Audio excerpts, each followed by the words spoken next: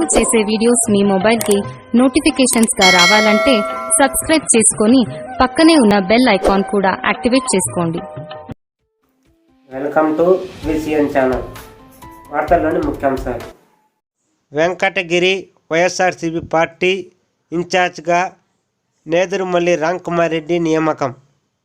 ఆయన నివాసంలో కార్యకర్తలు, అభిమానులు, నాయకులు సంబరాలు చేసుకున్నారు.